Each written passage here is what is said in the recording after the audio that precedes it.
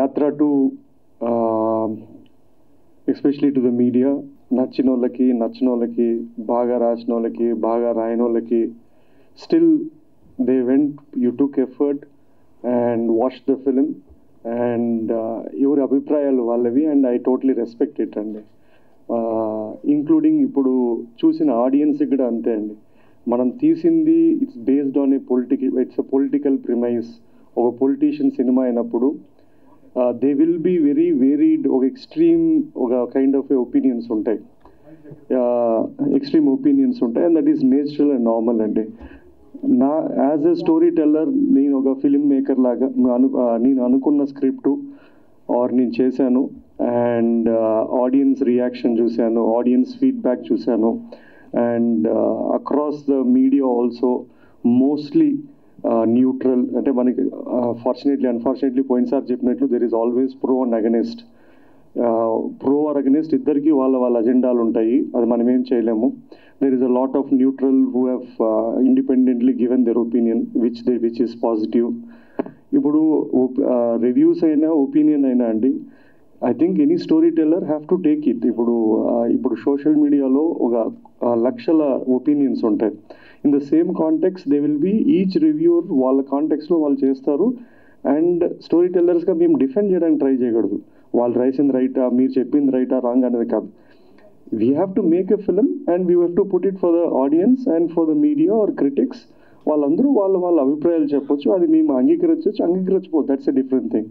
Are మేము కొన్ని నేర్చుకొని ముందరకు పోవచ్చు, that's the thing.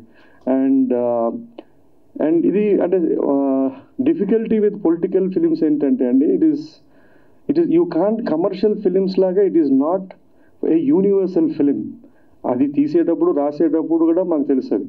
So it will have its marketing అయినా లేదా ఫస్ట్ డే వచ్చే ఆడియన్స్ అయినా ఎలాంటి కైండ్ ఆఫ్ ఆడియన్స్ పొలిటికల్ సినిమాని పొలిటీషియన్ బేస్డ్ ఇది ఎంత మనము ఒక యూనివర్సల్ ఎమోషన్ అనుకున్నా కూడా దాన్ని ఎంటర్టైన్మెంట్గా తీసుకుంటామనే audience they might be limited or they might be as many as possible. We don't know. The సినిమా will show if at all a kind of premise of స్టోరీస్కి ఉంటుందని.